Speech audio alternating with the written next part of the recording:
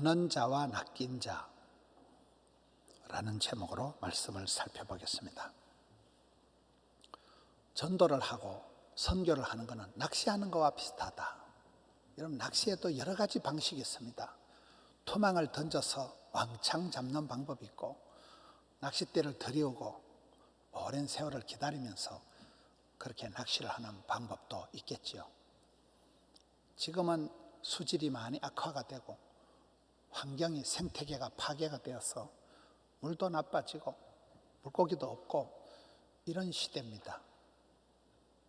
성경에 보면 큰 낚시꾼이 두 팀이 나오더라고요. 예수님은 우리를 사람을 낚는 어부가 되게 하시지만은 사탄 마귀는 우리를 미끼를 가지고 낚아서 지옥으로 끌고 가는 그런 성경의 큰 낚시꾼이 두 팀이 나옵니다. 오늘 말씀의 시작은 보면 마태복음 4장 17절, 이때부터 예수님께서 비로소 전파하여 이르시되 회개하라 천국이 가까웠느니라 하시더라. 예수님께서 이 땅에 오실 때는 정치, 경제, 사회, 문화적으로 타이밍이 맞추어서 때가 차서 오셨다는 거예요. 갈라디아 4장 4절에 때가 참에 100년 전에 오셔도 곤란하고 100년 뒤에 오셔도 안 되는데 딱 기가 막힌 타이밍을 맞춰서 때가 참에 오셨습니다. 그리고 골든타임 30년을 한 개도 기적을 안 행하시고 가만히 기다리셨다가 오늘 이제 이때로부터 비로소 예수님께서 복음 전파를 시작하시는 거예요. 이때부터 예수님의 3대 사역, 가르치시고 전하시고 고치시는 3대 사역을 하시는데, 천국 복음을 전파하시는데 그 복음의 내용이 회개하라, 천국이 가까웠다. 상당한 시간이 없다는 거예요. 지금 천국이 가까웠다는 거예요. 때가 찼다는 거예요. 시급상을 가지고 결단을 하고 돌이키라, 회개하라, 천국이 가까웠다, 이렇게 외치고 있습니다. 18절 말씀에 보면 갈릴리 해변에 다니시다가 두 형제 곧 베드로라 하는 시몬과 그의 형제 안드레가 바다에 금을 던지는 것을 보시니 그들은 어부라. 여러분, 예수님이 이 땅에 오셔서 하신 사역을 보면 동네 방네를 두루두루 다니시고 온갖 각색 병든 자들을 다 고쳐주시고 무리를, 군중을 다수를 상대하시고, 예수님 성찬하실 때 500명이 목도하시고 120명이 모여서 기도하시고 70명의 전도대를 파송하시고 12 제자를 부르시고 핵심 제자 베드로, 야고보, 요한을 꿰차고 다니시고, 그리고 오늘 말씀에 보면 베드로 한 사람에게 예수님께서 상당히 집중을 하신다. 베드로 한 사람에게 낚싯대를 던져 놔놓고 베드로 한 사람을 낚아서 이제 네가 사람을 낚는 어부가 되라, 이 작업을 오랫동안 하신다는 겁니다.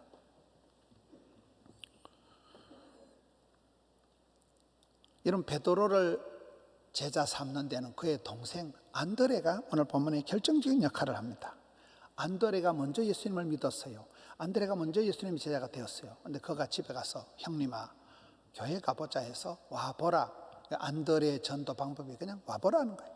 와보라고 초청을 해서 그렇게 데리고 온 베드로가 예수님의 수제자가 됩니다.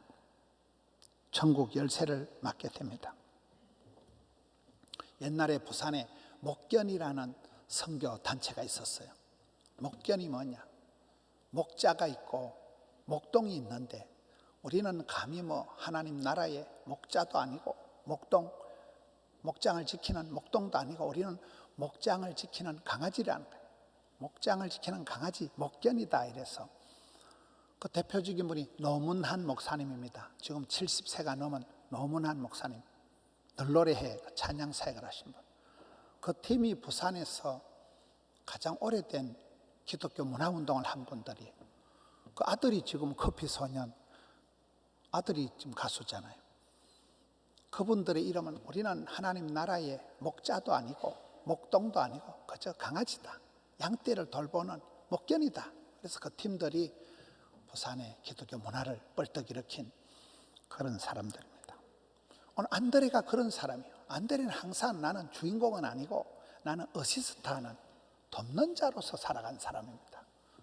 자기가 먼저 예수님을 믿었지만은 형님을 소개해서 형님이 더 잘되게 한 사람이 안드레라는 거예요.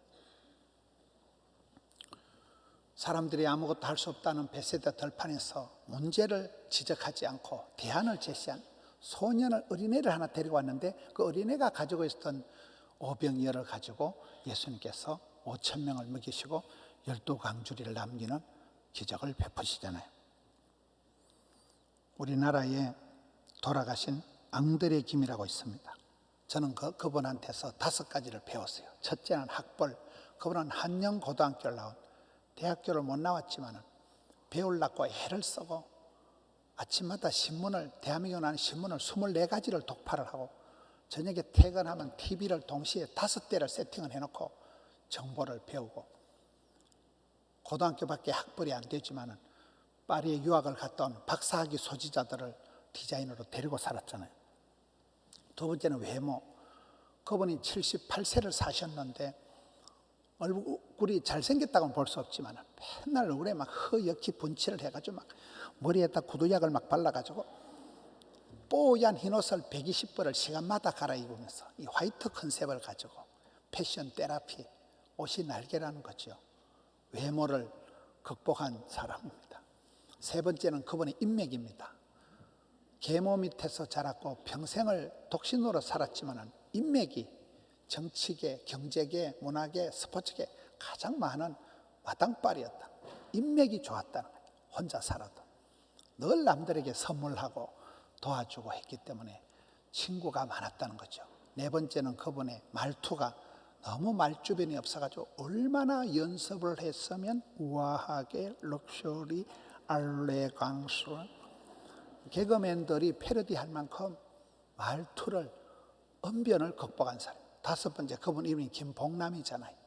복남이 가지고는 이 글로벌 시대에 안 된다네. 그래서 성경에 안드레를 보고 앙드레 김으로 이름을 바꾼 거예요. 안드레가 멋있으니까, 안드레 스타일이 멋있으니까 앙드레 김으로 프랑스식으로 이름을 지어서 그분이 독특한 삶을 살은 거잖아요. 베드로가 베드로 되게 하는 데는 동생 안드레가 크나큰 역할을 했다는 것입니다. 19절 말씀에 보면 말씀하시되 나를 따라오라 내가 너희를 사람을 낚는 어부가 되게 하리라. 이런 인생은 누구를 따라가느냐가 중요합니다. 왕대밭에 왕대나고 쫄대밭에 쫄대납니다. 그 아버지의 그 아들이고 그 어미의 그 딸이 되기 때문에 그렇습니다. 우리는 믿음의 주요 온전케 하시는 예수님을 따라가야 되는데, 예수님을 따라가면 또 너는 이제는 물고기 잡는 어부가 아니라 사람을 낚는 어부가 되게 하리라. 이렇게 오늘 말씀하십니다. 마지막 20절을 보면 그들이 곧 그물을 버려두고 예수를 따르니라. 여러분, 최고의 선택은 포기입니다. 예수님을 따르고 할 때 배와 그물을 다 버려두고 주를 따라 나서는 것입니다. 예수님을 따라가는 제자들은 자기 십자가를 지고 자기를 부인하고 그리고 주님을 따라가는 것입니다. 예수님의 일정을 보면 예수님께서 얼마나 바쁘시겠어요. 하루 종일 동네방네 두루두루 댕기시고 온갖 각색 병든 자들을 다 마다하지 않고 다 고쳐주시고, 얼마나 고단하신데 새벽 미명에 일찍 일어나서 사람 만나지 않고 한적한 곳으로 조용히 가십니다. 저녁에 몸이 파김치가 됐을 때인데 오밤중에 습관을 따라 산으로 기도하러 가신 분이 예수님이십니다. 좋은 자리, 만남의 자리를 오히려 거절하는 거예요. 하나님과 나만의 둘만의 조용한 영적인 프라이버시를 갖기 위해서 세상적인 그런 만남을 거절하신 분이 예수님의 힐링 타임이요, 배터리 충전하는 시간이요, 그 시간이 있었기 때문에 예수님이 수많은 사역을 너끈히 감당하게 되는 것입니다. 우리가 경무에 시달리고 피곤에 쩔어서 관계에 매몰되고 감정 소모가 심해지면 누구든지 분노 조절 장애가 생기고 참 멋진 사람들이 괴물덩어리가 되고 맙니다. 여러분, 거절을 못해서 그런 거예요. 예수 믿는 사람은 예스맨이 아니에요. 많은 경우에 거절해야 돼요. 복 있는 사람은 악인의 길을 따르지 아니하며 죄인의 길에 서지 아니하며 오만한 자리에 가지 아니하며, 거절한 사람. 사랑은 시기하지 아니하며 교만하지 아니하며 자랑하지 아니하며, 아니하며가 8가지가 나왔잖아요. 노 땡큐. 거절할 줄 아는 사람이 주님을 따라가는 거예요. 주님을 따라가기로 결정하는 사람은 배와 그물을 그려두고 여기 베드로가 나선 것과 같습니다. 예수님께서 사복음서를 보면 모든 사람들을 상대하고 동네방네를 두루두루 차별 없이 다니시고 온갖 사람들을 다 상대해 주셨지만은 베드로 한 사람에게 낚싯대를 들여놓고 오랫동안 베드로를 낚는데, 베드로를 사람 낚는 어부가 되게 하는데 올인하시는 것을 우리가 보게 됩니다. 누가복음 5장에 보면 베드로가 예수님을 찾아가는 게 아니고 예수님께서 베드로를 먼저 신방을 하십니다. 갈릴리 바닷가에서 잔뼈가 굵은 어부 베드로가 밤새도록 헛탕질을 하고 물고기를 잡지 못했을 때 예수님께서 베드로를 찾아오셔서 깊은 데로 가라 이렇게 말씀하십니다. 너무 삶을 가볍게 천박하게 얕은 물가에서 찰싹찰싹거리게 살지 마라. 깊은 데로 가라. 여러분, 반풍수 집안 망친다고 풋가일은 떨습니다. 가볍게 천박하게 그렇게 살아가서는 안 되는 것입니다. 삶의 차원을 업그레이드하라는, 삶의 차원을 심화하라는, 더 깊게, 더 높이, 더 넓게 나아가라는. 어떤 사람이 지혜로워서 진리를 찾거나 예수님을 먼저 찾아서 믿어주는 사람은 없어요. 모두가 다 험한 일상에 빠져서 방황을 할 때 예수님께서 항상 먼저 실패의 현장으로 찾아오신다는 거예요. 그것도 내가 가장 큰 소리 뻥뻥 치는 그 부분으로 찾아오는 거예요. 베드로가 적어도 물고기 잡는 데는 박사예요. 그 베드로가 실패하고 난 뒤에 밤새도록 헛물질을 하고 난 이후에 예수님께서 베드로야, 물고기가 있느냐? 먹고 살만하냐? 밥은 먹고 사냐? Are you okay? 베드로에게 도전하는 것입니다. 가장 자신 있는 그 부분을 가지고 물어보시는 거예요. 우리가 살아가는 게 그렇습니다. 살다 보면 내가 가장 큰 소리 치는 부분에 강점이 약점이 되어지고 그런 것입니다. 베드로에게 깊은 데로 가라는 것은 상당히 헷갈리는 말이에요. 이런 요셉의 마리아의 집에서 가만히 30년을 계셨던 예수님께서 물가에서 잔뼈가 굵은 어부 출신 베드로에게 깊은 데로 가라 마라 하는 것은 택도 없는 소리입니다. 깊은 데 고개가 없어요. 그리고 지금 밤새도록 이미 헛탕질을 했어요. 실패했어요. 끝났어요. 지금 심하게 하고 있는 그런 상황에서 예수님께서 깊은 데로 가라 이 말은 택도 없는 소리예요. 어부에게는 너무나 비상식적인 그런 말이지만은 베드로가 주의 말씀을 의지하여 깊은 데로 가니까 기적이 나타나는 것입니다. 듣는 것이 제사보다 낫다. 성령이 교회들에게 하시는 말씀을 귀 있는 자는 들을 때 그게 보게 되는 것입니다. 나와는 차원이 다른 나와는 삶의 결이 다른 임자를 만난 것이죠. 여러분, 사람이 살아가면서 임자를 만나야 돼요. 아파서 죽는 게 아닙니다. 쪽집게 명의를 만나면 간단하게 해결이 됩니다. 사람은 자기만에 맞는 임자가 있어요. 길이요 진리요 생명이신 주님이 임자겠죠. 이 베드로가 그동안 한 번도 만나보지 못했던 예수님을 만나면서 이제 물고기 잡던 베드로가 사람을 낚는 어부로 변모가 되어지는 것입니다. 베드로가 그때 임자를 만나서 죄송합니다. 베드로가 나는 죄인입니다. 나를 떠나소서 이렇게 고백을 하잖아요. 자기 자신을 진짜 배기로 보게 된 거죠. 햇살이 눈부시게 창가로 흘러들어올 때 먼지가 다 보이듯이 주님 앞에 서서 자기가 얼마나 초라한 인생인가를 발견하고 그에게 진정한 고백을 하는 것입니다. 여러분, 산상보훈에 보면 예수님께서 왜 무엇을 마실까, 먹을까, 입을까 그딴 거를 염려하지 마라. 왜 그랬을까요? 무엇을 마실까, 무엇을 먹을까 이거는 여러분 식욕 문제가 아니에요. 사람은 욕심의 덩어리입니다. 배는 부른데 입이 고프다 이런 말 들어보셨습니까? 먹어도 흙이 갇히는 거예요. 욕심이 잉태한 적 죄를 낳고 죄가 장성한 적 사망을 낳는 법입니다. 인생은 누구든지 그 속에 흙이 진 게 있는 거예요.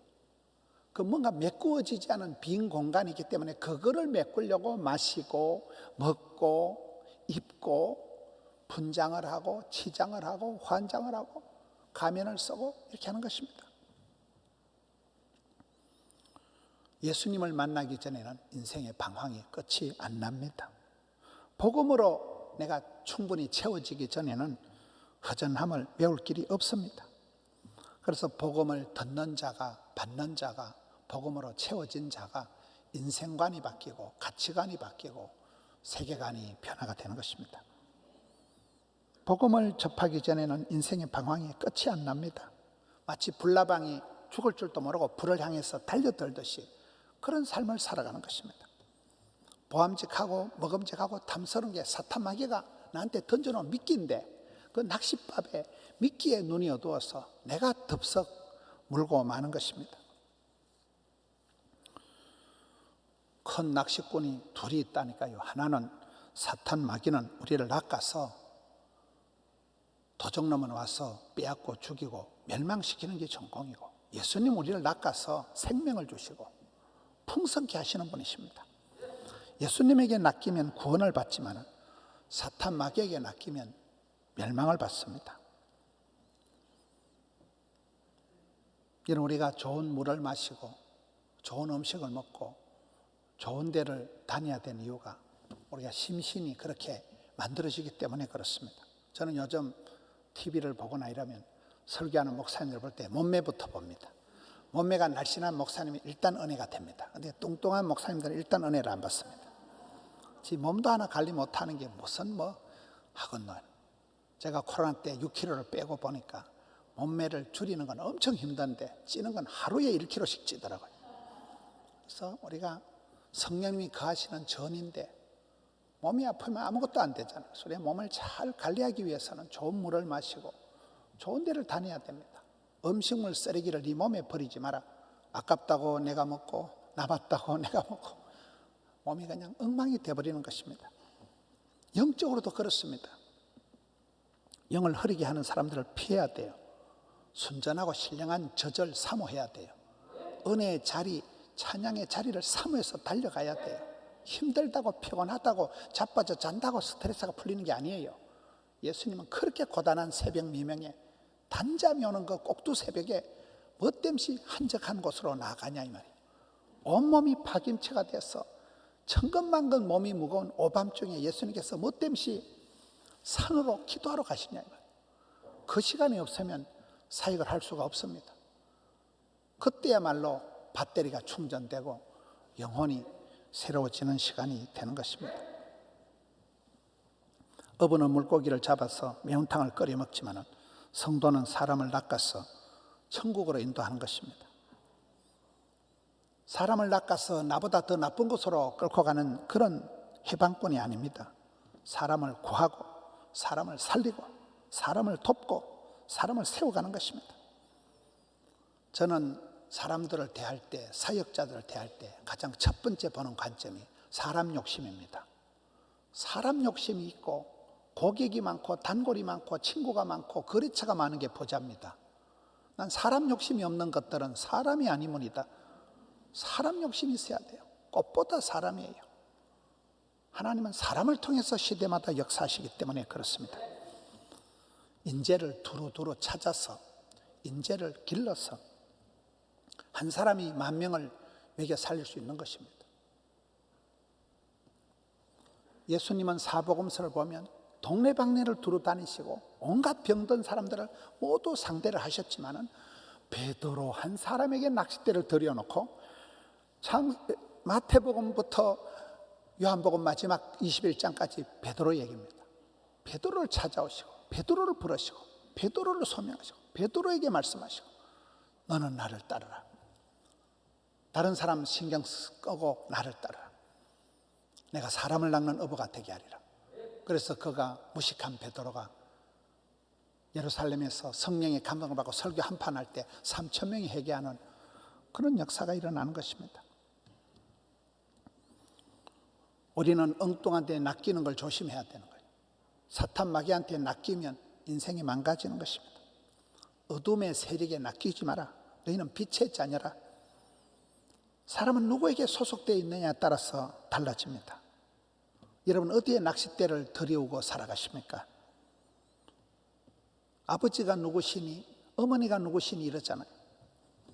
주님께 부름받은 사람을 소명자라고 합니다. 주님께서 보낸 사람을 사명자라고 합니다.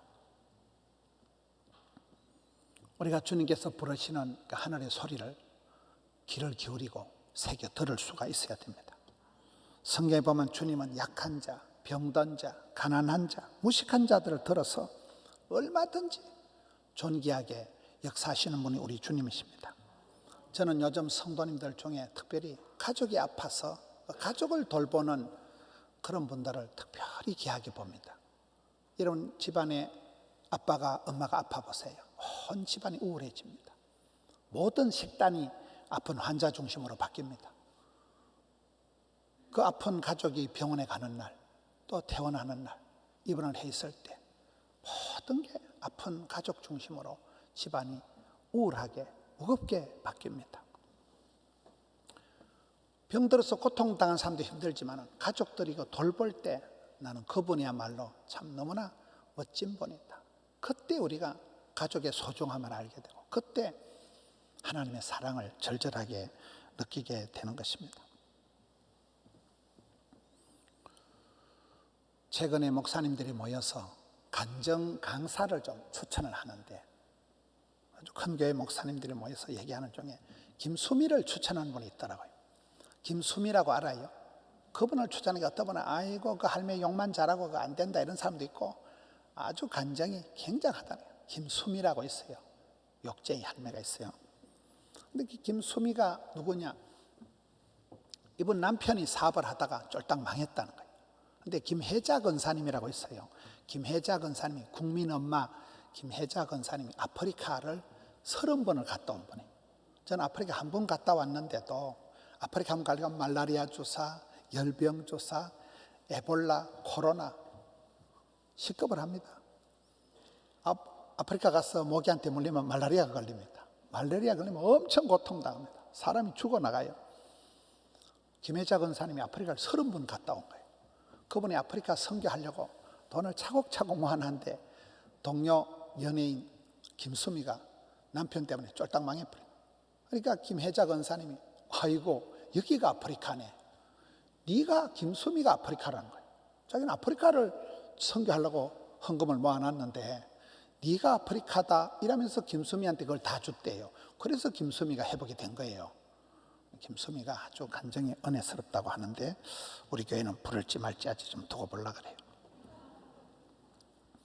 여러분 사랑하는 가족을 아픈 이웃을 돌보는 그 손길이 그게 선교고 거기가 아프리카고 그게 주님의 마음으로 우리가 다가가는 것입니다.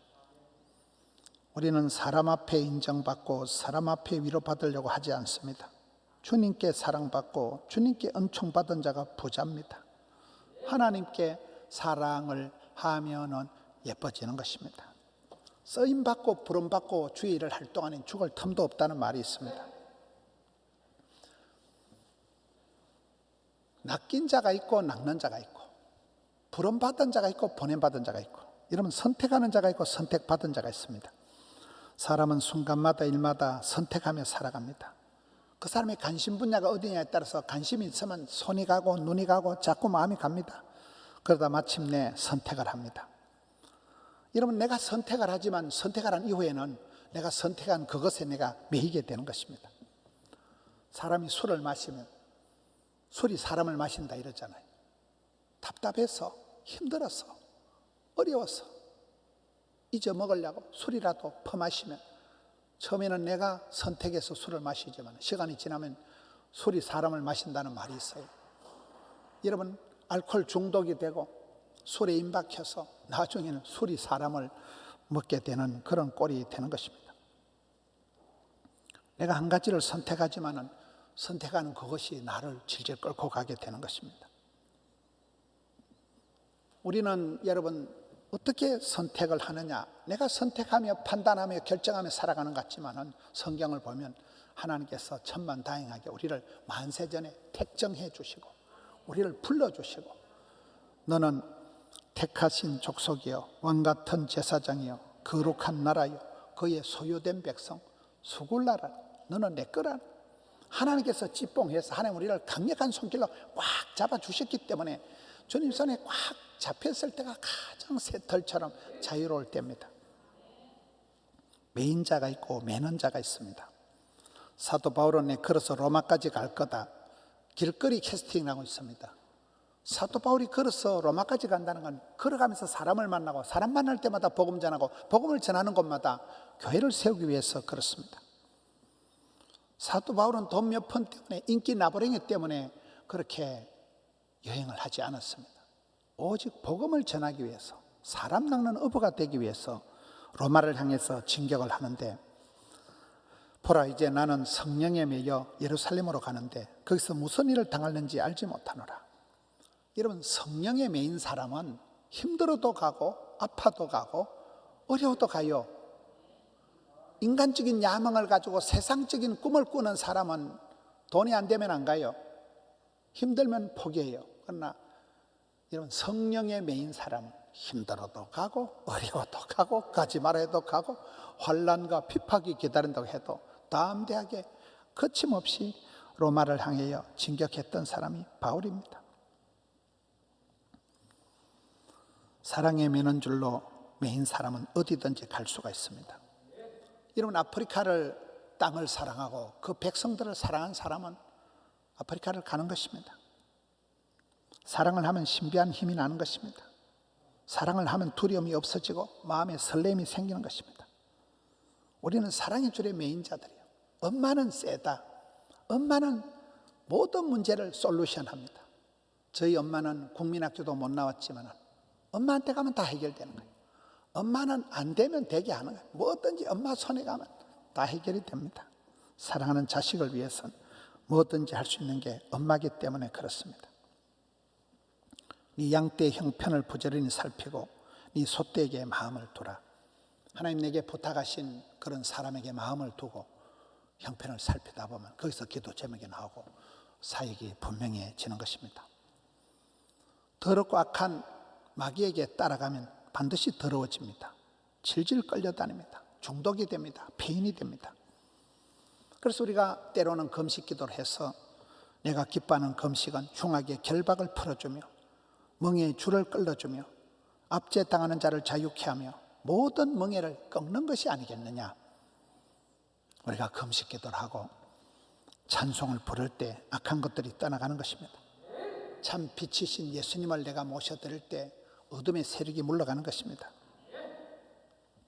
포로는 철사줄에 꽁꽁 묶여서 끌려가지만 주님의 사랑에 묶인 자는 자원하는 마음으로 어디든지 가는 거예요. 여러분 우리가 친정 가서 몸 풀고 돈 풀고 정 풀고 한 풀고 다 푼다 그러잖아요. 친정 엄마가 있는 곳에 가면 다 풀어지는 거예요. 잡은 자가 있고 잡힌 자가 있습니다. 사도 바울은 뒤에 것은 잊어버리고 푯대를 붙잡고 앞으로 나아간 사람입니다. 과거에 매여 있지 말고 과거에 집착, 고착되어 있지 말고 미래를 향해서 나아가라는 거예요. 과거에 발목 잡히는 자가 아니라 비전을 품고 꿈꾸는 자 같이 나아가라는 거예요. 지금 이 시대는 낚시도 어려운 시대고 수질도 악화가 되고 물고기도 많이 사라지고 그런 어려운 생태계가 파괴가 된 시대지만은 우리는 이 악한 시대에 사람을 낚는 어부가 되어야 됩니다. 사람을 구하고 사람을 살리고 사람을 세우는 이 생명사역에 시급성을 가지고 천국이 가까웠기 때문에 회개하게 하고 돌아오게 하는 일을 우리가 해야 됩니다. 제약에 관영한 물심판 때 노아는 8 식구를 몽땅 구원했습니다. 여리고성이 진멸당할 때 기생 라합은 이방 여인 기생 라합은 온 집안 식구를 구원했습니다. 여러분 십자가상에서 숨통이 끊어지는 순간에도 악한 그 한편 강도는 구원을 받은 것입니다. 시간이 없어요. 종말의 시간을 살아가고 있습니다. 마지막 때 고통의 때를 우리가 살아가고 있습니다. 내가 은혜 베풀 때 너에게 듣고 구원의 날에 너를 도왔다. 보라 지금은 은혜 받을 만한 때요. 보라 지금은 구원의 날이로다. 오늘을 감격 시대, 오늘을 구원의 날로 사람을 낚는 업으로 감당하시는 우리 성도님들 되시기를 축원합니다.